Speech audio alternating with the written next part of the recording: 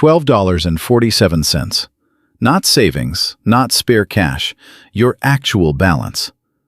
You check it at 11:43 p.m., lying on a secondhand mattress, with groceries already mapped in your head before you even reach the store.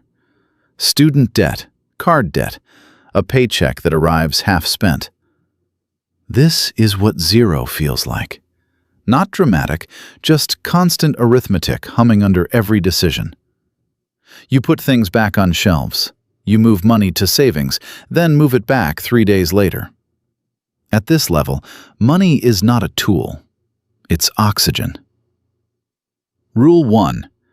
At zero, your relationship with money is emotional, and emotional decisions get expensive fast.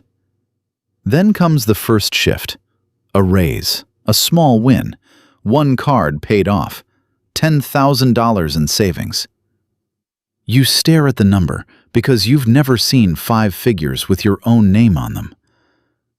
It doesn't change your life overnight, but it changes your identity. For the first time, money feels less like survival and more like proof. You start reading. You learn what an index fund is. You open an account, hesitate, invest anyway, and watch the market dip the next day. You do nothing. That's the moment. Fear is still in the room, but it no longer runs the room. At $100,000, you look disciplined from the outside. Emergency fund, retirement contributions, stable salary, clean habits.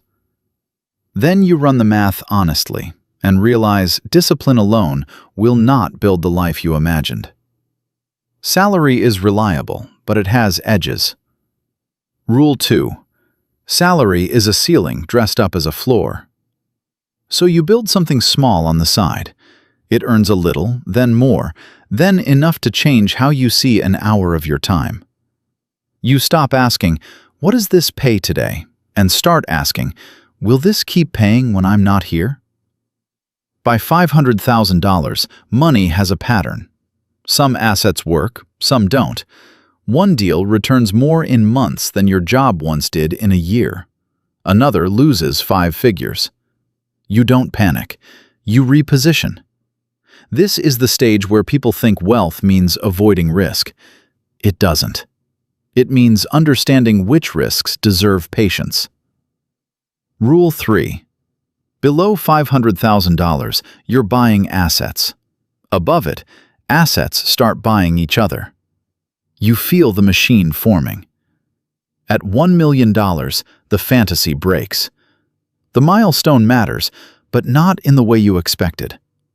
$1 million sounds like freedom until you translate it into yield, taxes, inflation, time.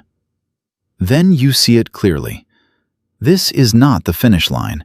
It's proof of concept. You stop chasing status rooms and start entering quieter ones, where fewer people speak and more value moves. Money no longer solves your emotions. It exposes your intent. At $5 million, wealth becomes time. Not vacations, not lifestyle, time. The ability to ignore low-value demands. The ability to leave for weeks and know the system still runs.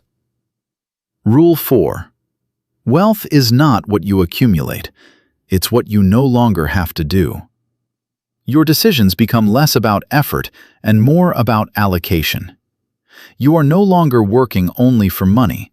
Money is now working in structures, teams, systems, and contracts that continue without your daily presence. At $10 million, reputation starts compounding. Deals arrive because your name changes the room. Introductions convert faster. Better operators call back. Rule 5. At 8 figures, your reputation becomes a financial instrument. It earns before the work begins. But the distance grows too. Your decisions touch people you will never meet. Outcomes improve on paper, while consequences land somewhere far away. The higher the number goes, the wider that gap becomes. Above $50 million, money stops measuring your worth. It starts measuring your reach. That's Rule 6. You think less about purchases and more about positioning, structure, policy, timing, legacy. You are not trying to win every move. You are trying to stay correctly placed through whole cycles. At this level, capital moves because you've built machines that know how to move without you. And then, near $100 million, the outside world imagines excess. What it really looks like is compression. Fewer words, smaller rooms, larger consequences. You speak briefly, ask the right question, and watch the room reorganize around it. That is power in its coldest form. And somewhere tonight, someone is opening a banking app with $12.47 in it, standing in a grocery line, doing math in silence. He thinks this story is about having more money. He doesn't know yet that it's also about distance, the space between who you are at zero and who you must become to reach the top. The machine opens up every morning. It doesn't ask if you're ready. It compounds whoever keeps showing up. The balance is $12.47. That's where it starts. That's where it always starts. You stop needing applause.